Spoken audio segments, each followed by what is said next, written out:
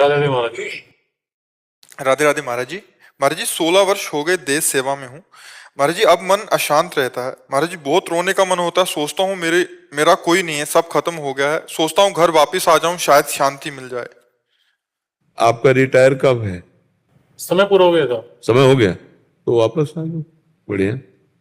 आप रिटायर हो जाओ और पूरा करके अपनी जो समय पूरी, तो पेंशन तो मिलेगी ना, पेंशन तो मिले। हाँ तो बस फिर। गुरुजी मन स्थिर नहीं रह पाता गुरुजी कभी। हाँ देखो, आपको सच्ची बात बताएं, मन को चाहिए आनंद, और अनंत जन्मों से हम इसे आनंद ढूंढने की गलत दिशा में ले गए, विषयों की तरफ। भोगों में, विषयों में, रुपयों में, पैसों में, पदों में हम आनंद देखना चाहते हैं, तो आज तक नहीं मिला। आप देख लीजिए कौन सा ऐसा भोग है जो आपने ना भोगा हो। क्या आनंद है?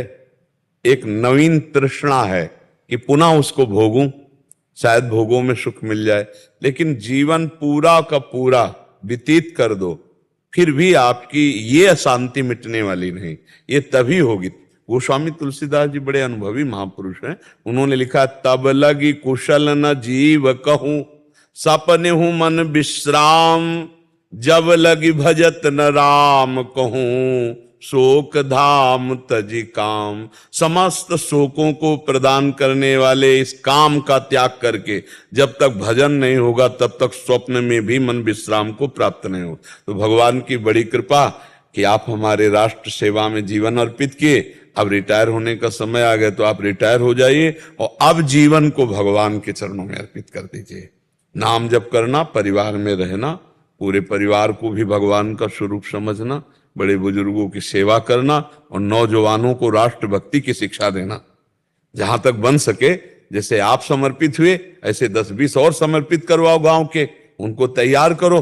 दौड़, आप जानते हो क्या क्या चाहिए, वो तैयारी करके उनको पुष्ट करके राष्ट्र सेवा में समर्पित करो, और खुद भगवत चिंतन में अपने आप को, तो विश्राम मिल जाएगा।